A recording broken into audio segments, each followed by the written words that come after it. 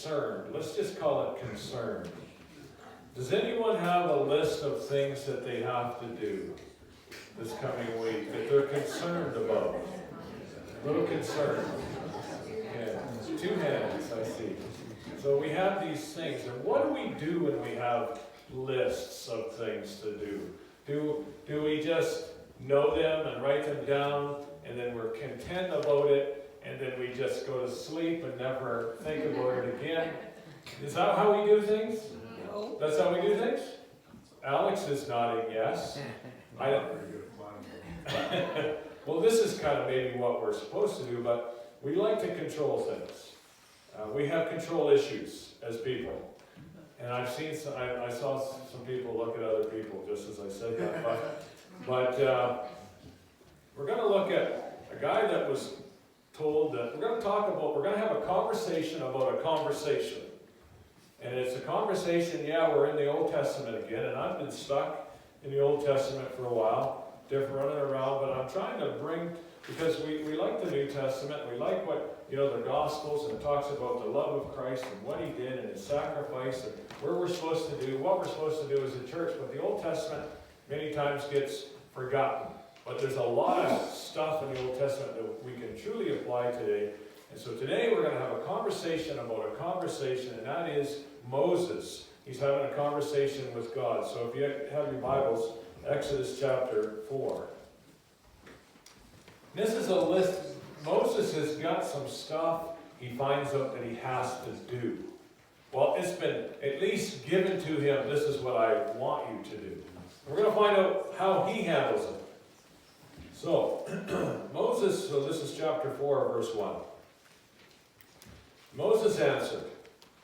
So now he is, I'm not going to go back and read the whole story. There's this burning bush episode where God is in the burning bush. And He speaks to Moses, tells him to take off his sandals. You know that story. You're standing on holy ground. And Moses hasn't heard, there's not a lot to do with God. God has been kind of quiet for a while. And Moses is like, I know that you showed up back in the days of Abraham and Jacob. I know that. And Isaac, but we haven't seen you for a while. And so here we go. Burning bush episode. God speaks to Moses. He talks to him, and he says, Moses says this, what if they do not believe me or listen to me and say, the Lord did not appear to you? Then the Lord said to him, so God has commissioned him. He's been in the wilderness. Like this whole thing about the wilderness was supposed to be a 2-week stint. When they were going to be released from Pharaoh and released from slavery, there was going to be a 2-week stint to go to the promised land, but it turned into 40 years. And so this is all going to be wrapped up in here. And so now this is the commissioning. I want you to lead my people out of Egypt. Little does Moses know what's going to happen or how he's going to be used. I haven't really seen God that much. And so here is some, and he has been a fugitive on the run. He was a Hebrew that was born into Egyptian captivity. His mother protected him and hid him, and he grew up as an Egyptian. They thought he was. And he got mad one day when there was a slave who was a Hebrew who was getting beat by his master, who was an Egyptian. And Moses saw this, and he killed that master. He killed that Egyptian. He had to run. He was on the run, and he was a fugitive.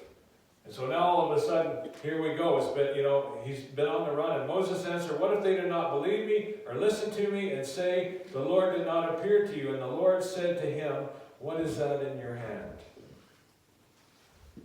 I don't want you to forget this. That first bit that I said. What if they do not believe me? What if? You ever say that before? But what if? What if this doesn't work? What if this is going to happen? What if? Anybody say that this week? What if this is, what? And it gets, this is not a game that you play just a little bit. When you get into the what ifs, you play a lot. And so he says, what if they're not going to believe? What do you know? And then the Lord said to him, what is that? So this is our mentality. We say what if. That's our mentality. We say what if. God's mentality is not what if, it's what is. So now, this is, the Lord says to him, what is that in your hand? And Moses replied, it's a staff. And the Lord said, throw it on the ground. Moses threw it on the ground, and it became a snake. And this is what you do when there's snakes. You run from them, right? You run from snakes. And so he threw it on the ground, it became a snake, and he ran from it. And then the Lord said to him, reach out your hand and take it by the tail. So Moses reached out, and he took hold of the snake, and he turned it back into a staff in his hand. This, said the Lord, is so that they may believe that the Lord, the God of their fathers, the God of Abraham, and the God of Isaac, and the God of Jacob, has appeared to you. So Moses is like, wow, that's pretty impressive. But he goes through, he has a lot of excuses. We know the excuses. I can't speak. I don't think I can speak to the people. What if they don't believe that I spoke to you? So he's got all these excuses, and God does this, and he says, what's in your hand? Moses says, what if? Moses says, what is? What you've got right now is exactly what you need for today. So we have this thing about what if. And what ifs, we can deal with what ifs to a certain extent, because when you deal with what if this, what if we were going to do this? Should we? Because it's problem solving. We can problem solve, and you can have what ifs, and you can problem solve. But all of a sudden, it ends up going from problem solving to no solutions at all, and it becomes a struggle, and you make God smaller. And so you go beyond just problem solving, and it becomes, as you know, you are a great insomniac because of the what ifs. You don't sleep at all because you're not handling the what ifs so well. And so here's Moses. Am I speaking to anybody? Oh, yeah. Good, I'm speaking to somebody. That's good. I'm on the right track. And so Moses is wrestling with this what if scenario. He says it. What if they do not believe me or listen? And so, is it fair to say, come on, Moses, you can get it together, you can do better than that? But think about it. God has spoke to him through a burning bush in chapter 3. Good thing he wasn't on his iPhone, because he would have missed it. But he was aware, and he caught what God, because if he was on his iPhone the whole time, like I see lots of guys, and he would have never seen the burning bush, but he was aware enough to see that God was speaking to him. And so here it is, and so he's got this direction, and I get why he says what if, because here is a fugitive that's been running, and God has asked him to set his people free. Because in chapter 3, God says what he's going to do. But in chapter 4, he asks Moses, this is what I want you to do. I want you to go to the Pharaoh and tell him, set my people free. My people are leaving. Not only are they going to leave, they are going to plunder you and take stuff from you, goods and all kinds of things. They're going to take from you, and you are going to set free. How many? Was it 1 million? Around 1 million, I think it was, slaves. They are going to be set free from Egyptian slavery, and you're going to do it, Pharaoh. You're going to set us free, and as you set us free, you are going to decimate your economy, because we're the ones that make it all happen. And he's going to say yes. So I get why he says, what if? But in chapter 3, God has already said, I have heard the cries of my people. I have heard the cries of my people. God does not say, what if? God says, this is what I'm going to do. I am not maybe going to do it. I'm not going to just possibly do it. I'm not just thinking about doing it. I'm not going to just go and think about and make a plan. I have a plan, and my plan is this. I have more plagues than Pharaoh has patience. And if I give him a plague and he says, no way, I'll give him another one. And if he keeps saying, no way, I have more plagues. And I will do whatever I need to do, because I've seen the struggles and I've heard the cries of my people. And this is what I'm going to do. I'm not maybe going to do it. I'm going to do it. So we have this conversation with an 80-year-old Moses. Do you notice that when it comes to doing things, as you get older, the what-ifs grow? I found that in my life. I used to, and I was telling, who was I telling? Serena yesterday, and you guys when you were fishing. I don't know that you heard it because you were off fishing. You heard it? Good ears. When I was young, I didn't even care. There was no what ifs. I was 18 or 19 years, I was 19 years old, and me and another guy in Nova Scotia, we're just going to BC. We're going out west. We didn't even call it BC. We're going out west. I didn't even know how to get there. I didn't even look to see what road to take. We were just going in a Dodge Colt that if you wanted to go across the country, I would say, not that car. I didn't even care. There was no what ifs my Dodge Colt breaks down. What if we get lost? What if we went through, like I'm not a city driver, we went downtown Chicago by the subway at rush hour time. I didn't care. There was no what ifs.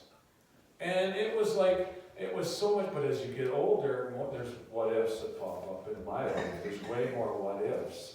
And so here is Moses. We have this conversation. We have an 80-year-old Moses with an eternal Father in heaven. And Moses goes, and he's having a conversation with God, and he says, what if? The eternal Father. And the Father says, this is what I'm going to do. I'm not maybe going to do it. I'm not thinking about it. I'm going to do it, and I want you to be a part of it.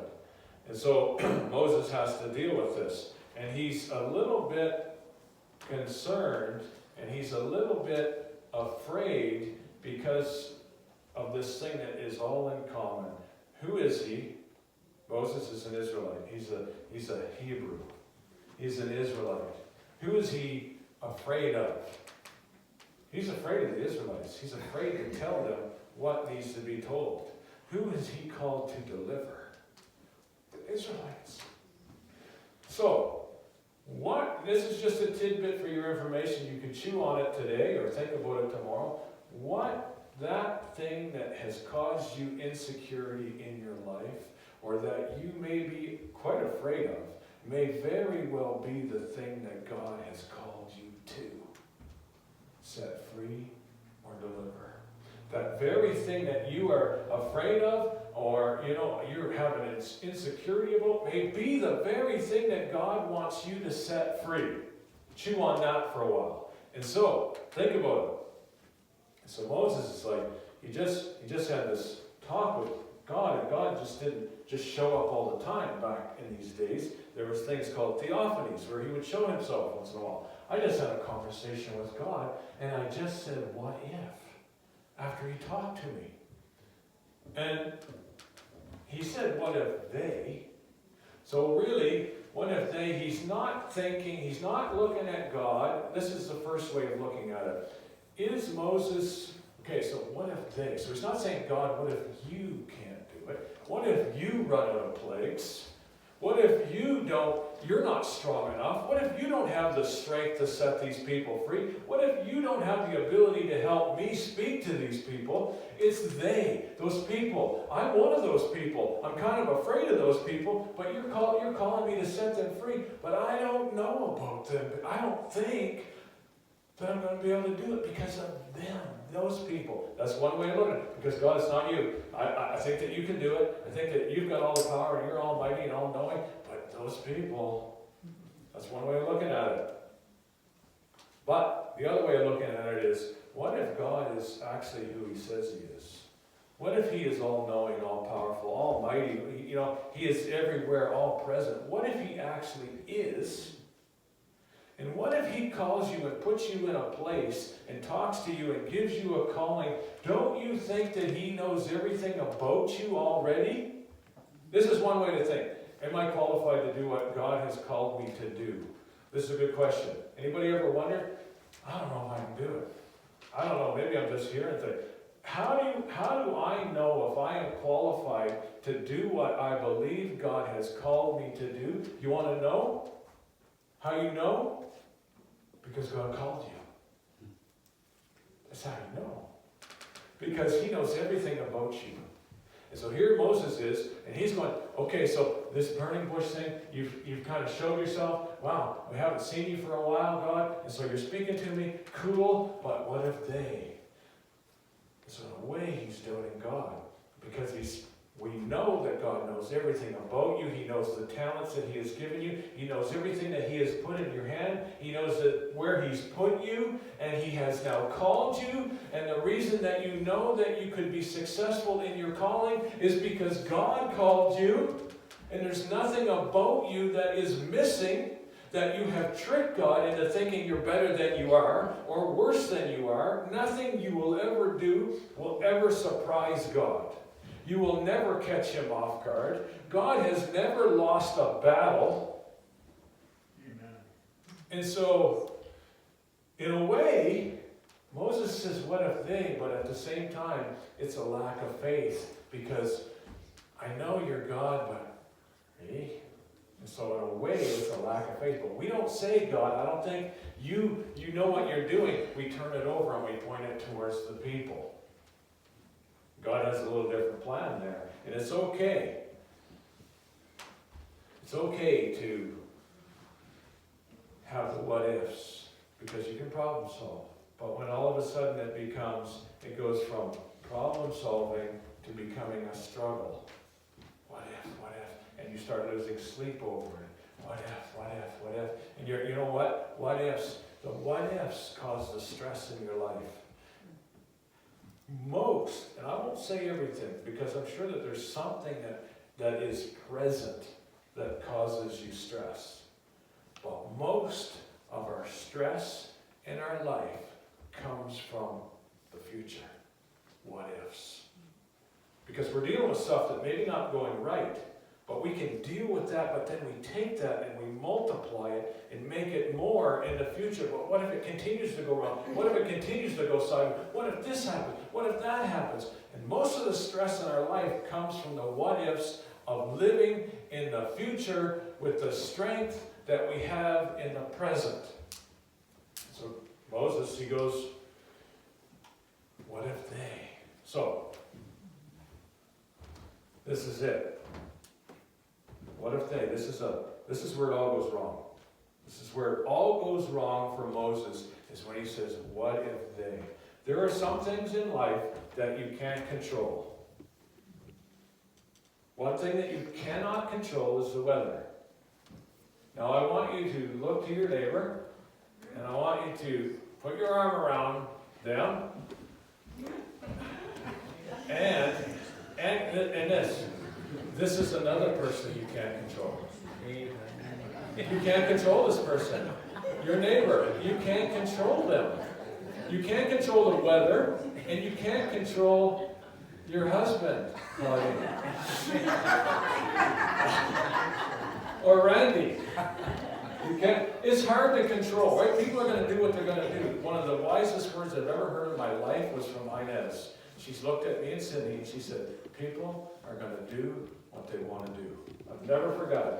These are things that you can't control. And when you go down this path, and Moses says, what if they? He's got direction from God, who doesn't really speak a lot at this time.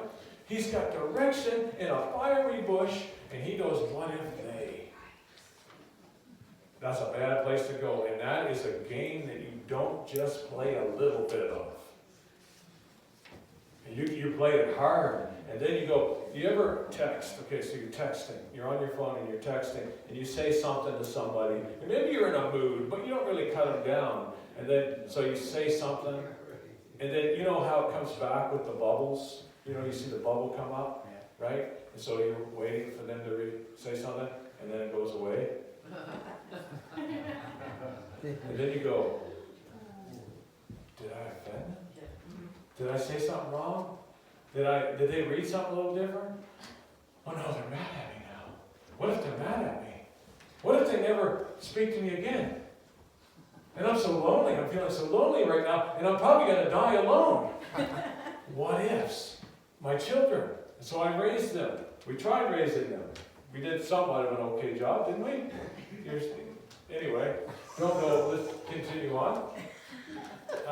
So we raised our children, and so all of a sudden you wonder, I wonder how hard I should be on them when it comes to school. And should we go, and play hockey on Friday instead of send them to school? What if they don't go to school enough? And what if they play hockey too much and then what if they don't go to school and then they don't learn the things that they need to do? And what if they don't go to, further their education? And what if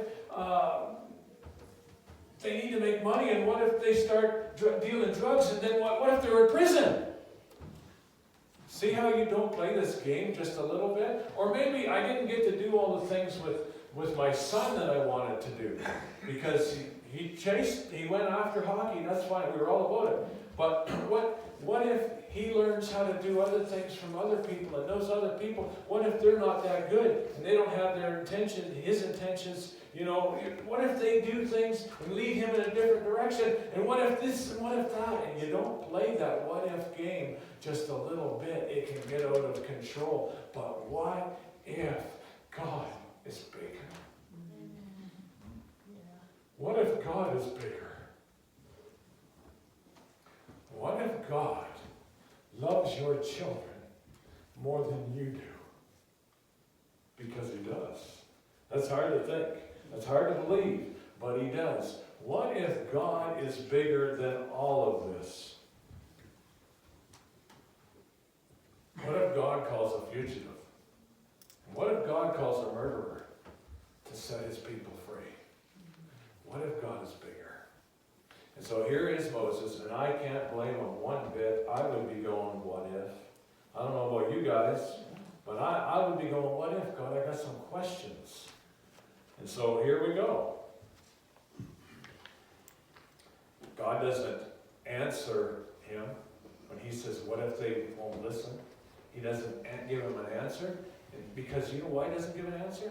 Because these people, these Israelites, are in fact rebellious, and they're not going to listen.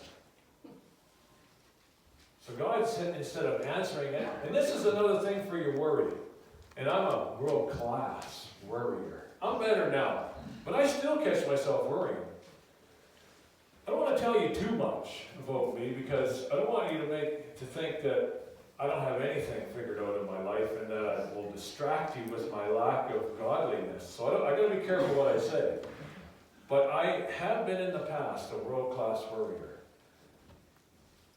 And so God says, he doesn't say, well, this is what we'll do, what if, the what ifs. He doesn't even answer it that way. And so when it comes to your worry, he may not answer your worries.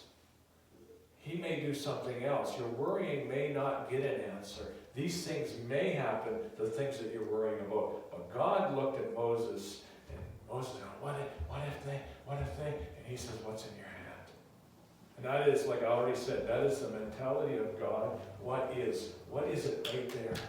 What is it right there? It's not what if, what is it out there? That's the future. What do you have right now? You have strength for today. Not for tomorrow. You have it later. So what is in your hand? And Moses says it's a staff. And God says, release it. Put it on the ground. Throw it on the ground. He throws it on the ground. And it turns into a snake. And he says, go pick it back up again. And it returns back to a staff. When you release to God your what ifs, he will give it back to you exactly what you need. But we hold on to it because we like control. We love to control stuff. We hold on to it, right? I'm speaking to myself. I love to control things. I love to have as much control as I can on things. Right, Faith? You know that. I can't hide it here.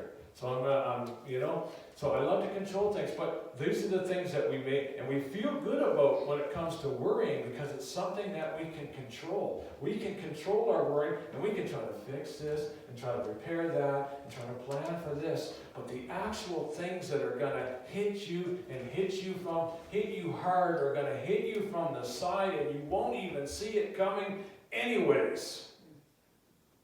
So the worrying doesn't really work. And God's mentality is what is right in your hand? What is that? He said it's a staff. This staff, has anybody ever had that vacuum? Sissy's got one. What's it called? Mariah and her friend brought one to our place, and they did a demo for it. A rainbow. Yeah, the rainbow. Has anybody ever seen that? Anybody had it done, like at your place? That thing is awesome. I've never wanted to buy anything from a traveling salesman, and I'm like, I looked at, like, she did. So he brought the vacuum in, this rainbow, it's a vacuum. Like, a man never wants to buy a vacuum. I looked at Cindy and said, I want that. That thing is awesome. And so it's this thing, this vacuum, it will vacuum, and then it's a air purifier, and it does all these, I can't remember all the stuff that it did. It was crazy. What a great product demonstration. And so God says to Moses, I'm going to do a product demonstration. What is that in your hand? What you are going through. You've got some what ifs that are going on in your mind. I don't know what if this happens? What if that happens? And God is saying to you, what is in your hands right now? Asaph, this is used as I go and I do my sheep thing. I'm not a sheep herder guy, but you have that staff, and that's how you, I don't know what you actually, but he's got, and that's what he does with the staff. And this is what it's for sheep. But then, all of a sudden, Moses has no clue at this point how he's going to be used by God. What God's going to do in his life, how he's going to change him and give him strength for every moment that he will run into that he doesn't know what is going to happen. Thank goodness he doesn't know about it, because he would have ran away. Moses has no clue, and God does a little product demonstration of what's in your hand. Throw it on the ground. Turn it into a snake. He runs. He says, go back and pick it up. Really? It's a snake. Pick it up. Picks it up. Turns back. Product demonstration. But the thing about the rainbow vacuum is that it shows when Mariah and Charisse came in and did this product demonstration, it was amazing. Like, I can't remember all the stuff, but it was like awesome. And the only thing that the reason I didn't buy it is $3,500. Right on the bottom.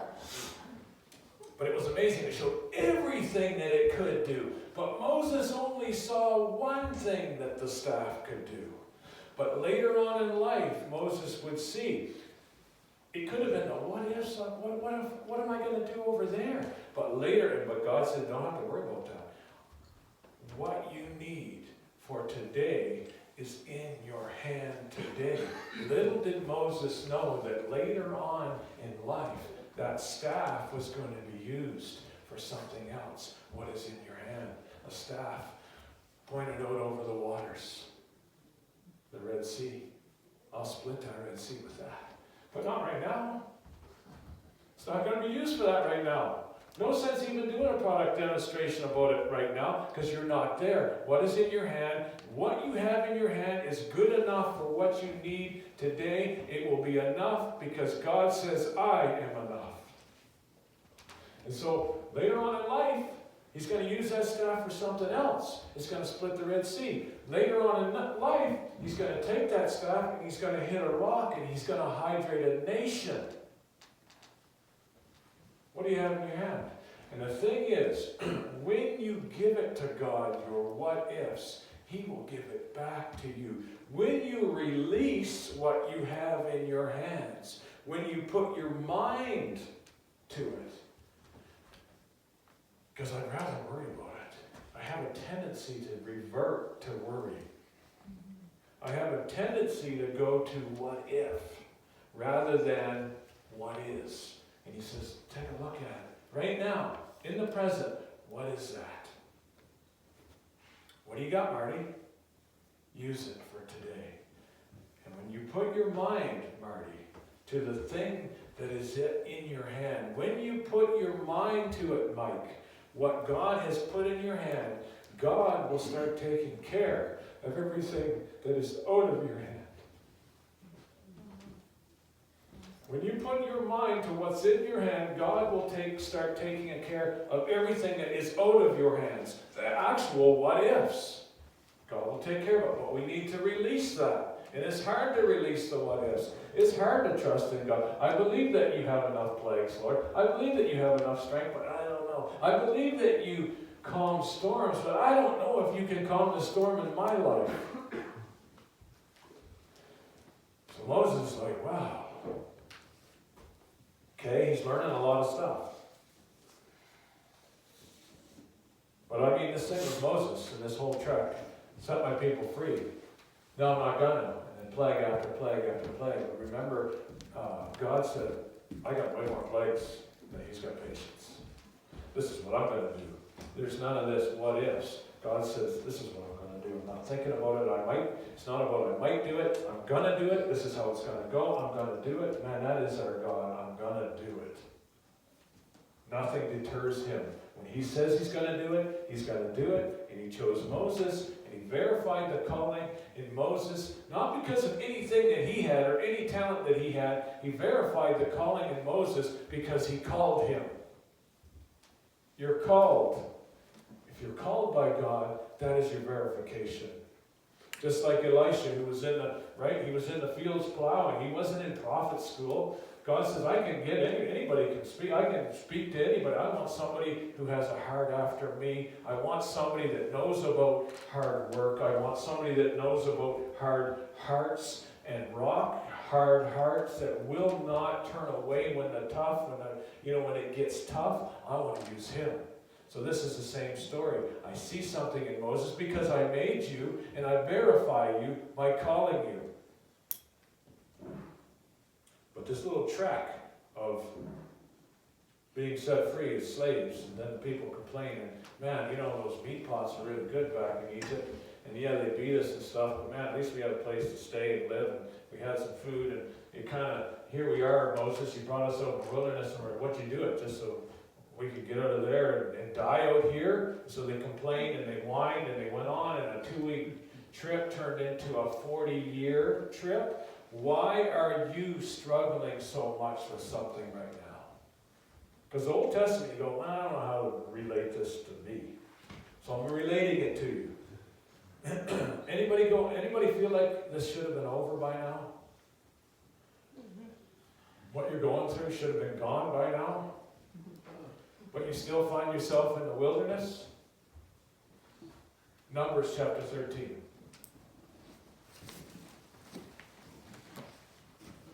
I have the answer.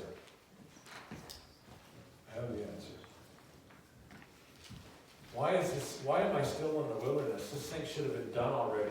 And it was supposed to be a 2-week trip. And now I'm 40 years in the wilderness and I don't see it even cleaning up. Chapter 13, verse 26. Chapter 13 of Numbers. And so this is when they're supposed to go to the promised land. They're supposed to go there and they send spies out because they're sleazy that way. And I want to know what's over there too. So they send 12 spies out and they get the reports. And then they came back. This is verse 26. So the spies went out and they checked things out. And they came back. Okay, are you guys still with me? Yeah. I don't want you sleeping on me. This is important. I want you to know if you feel like you're in the wilderness and you feel like whatever I'm struggling with, it should have been over by now. But it's not. This may very well be the reason why. Verse 26, and then they came back to Moses and Aaron and the whole Israelite community at Kadesh in the desert of Paran. And there they reported to them and to the whole assembly and showed them the fruit of the land. There's some good stuff over there. They gave Moses this account. So these 12 spies, this is what we saw. We went into the land to which you sent us, and it does flow with milk and honey, which is something I always say. They say milk's bad for you, and I think it's good for you. It flows with milk and honey, and here is its fruit. So they brought it. So this place is awesome. But the people who live there are powerful, and the cities are fortified and very large. We even saw descendants of Anak there, and the Amalekites live in the Negev, and the Hittites, and the Jebusites, and the Amorites, and the Cellulites, and they live in the hills and the countries, and the Canaanites live near the sea and along the Jordan. And then Caleb, he was one of the 2 spies that thought we could take the land. I think we could take it. He's a bad dude. Caleb and Joshua were bad. They were good dudes, but they were bad dudes. Because they looked at the giants, and they said, we can do it. The other 10 were scared to death. And then Caleb silenced the people before Moses and said, we